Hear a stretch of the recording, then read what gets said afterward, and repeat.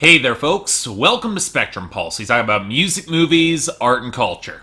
And today we're going to be talking about the debut album from Dreezy called No Hard Feelings. You know, I feel like I've made the exasperated speech about why there aren't more women in hip-hop a half dozen times by now, and pretty much before I cover any artist in this vein, and frankly I'm sick of making that speech. I've also come to the realization that there's a lot of promising female rappers that are fighting their way through an industry that's cutting them no favors, and the only way we're gonna see more of them is if more critics like me start giving them some sort of attention. In other words, instead of giving my attention to another dime a dozen Gucci Mane project that's always gonna give me a headache anyways, let's talk about Chicago MC Dreezy. I've actually mentioned her a couple of times in this series, once when she dropped some authoritative bars back on Common's Nobody's Smiling back in 2014, and once when she released her pop crossover song Body with Jeremiah earlier this year that actually had a bit of success on Billboard Breakdown, mostly because I kind of like the song. What most of this told me is that while Dreezy could play to the mainstream pop charts, she was also a solid MC in her own right. Not quite part of the drill scene, but still capable of hard bars and good flows. Certainly more than what I've heard from Dej Loaf at Detroit. So I figured, why not dig into her debut album under Interscope No Hard Feelings, which reportedly was pushing with some real narrative ambition. It had guest appearances from Jeremiah, Wale, T-Pain, and unfortunately Gucci Mane. Looks like I'm not going to be able to get away from this guy this week, but okay, whatever.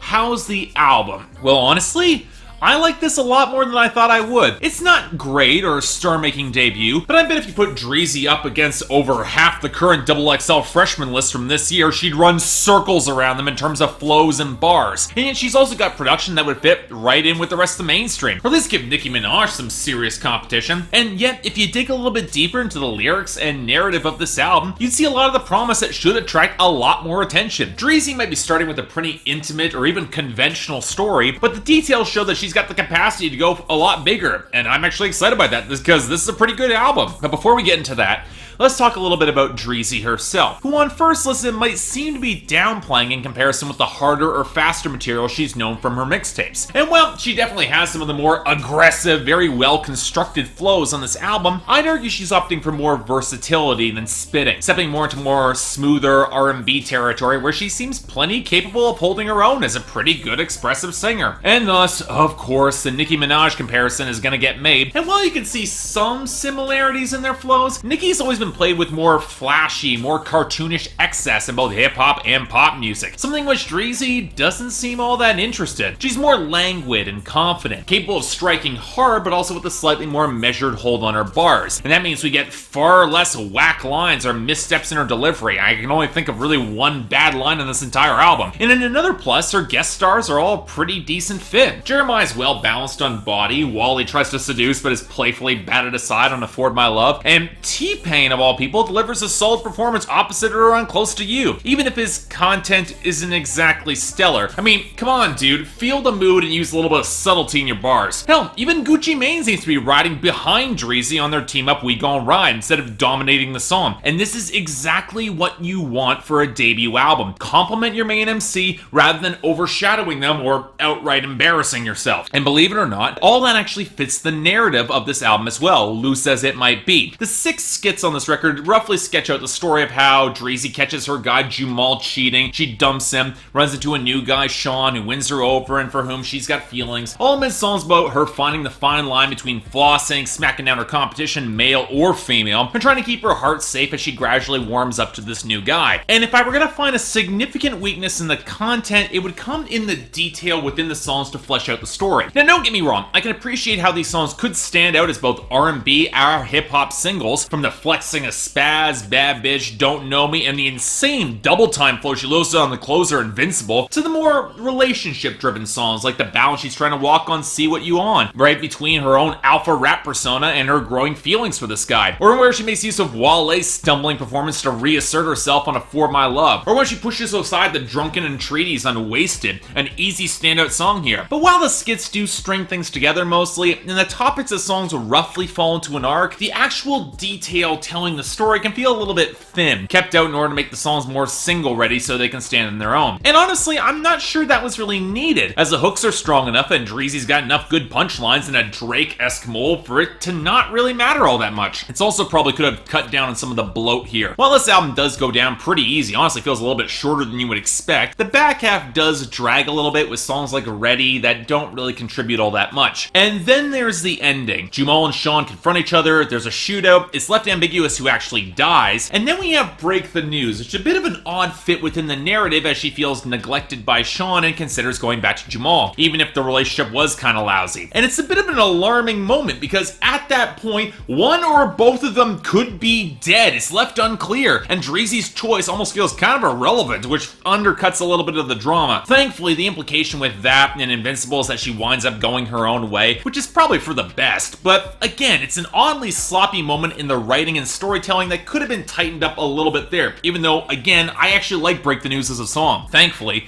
the production also does a fair amount of heavy lifting here, and definitely shows the split in sound between her hometown of Chicago and her current residence in LA, as we get the rougher drill-like snares, low tides of synth and heavy bass opposite tracks that have a much stronger West Coast, borderline G-funk feel that I really like. Take the bright sparkles of synth around the thicker bass of Wasted that develops some real gloss on the bridge, or the very distinctive G-funk synths and guitars on A For My Love, even getting some sax from Terrace Martin to add to the smoother vibe on See What You On and Close to You. Now, that's not saying she doesn't have her harder side, like the oddly elegant dark low pianos against the warble of guitar and synth on Don't Know Me, or the sparse, ominous tapping punch of Bad Bitch, or the warped hollow fragments against the bass on Spaz. For as much as there are some pop-friendly moments on this album, kinda like Body, the production definitely lends some of these songs some heavier bite, and they complement her as an MC. And considering how melodic many of these hooks turn out to be, and really quite catchy, there are very few of the beats and production here that I outright disliked. The two being the murky grind of bassy synth punctuated by the high air horn squeals and warping vocal fragments on We Gon' Ride with Gucci Mane, and the borderline atonal hollow warbles filling up the background of Ready that just didn't flatter the vocal melody at all. The song just didn't really come together for me. But again, at the end of the day, I was surprised how much I like this, because on the surface, a lot of her actual content really isn't all that different from a lot of her male peers, especially when it comes to the more braggadocious material, swap out one brand name for another. But it's bragging that's done better, with good beats, well-structured bars, and enough of a narrative framework to support it and add some context, and more importantly, to flesh out Dreezy's dramatic persona. I get a feeling of who she is as a rapper here. Again, it can feel a little bit stretched and thin at points, and there's a part of me that wishes that Dreezy would stick with some of the more complex flows, but I don't mind the R&B touches, and I just hope that Dreezy doesn't spread herself too thin, especially as Jhené Aiko can play in kind of similar territory with sharper and more complex insight. But you know what? This is still a promising debut from a potent artist nonetheless, netting a light 7 out of 10 from me, and definitely a recommendation if you're looking for a female rapper who could play in the mainstream and kick the asses of so much of her competition, male and female. Let's just hope the rest of the world catches on to it, because I want to hear more from her. Check this out. So yeah, thanks a lot for watching. If you'd like to like and subscribe, I'd be more than grateful.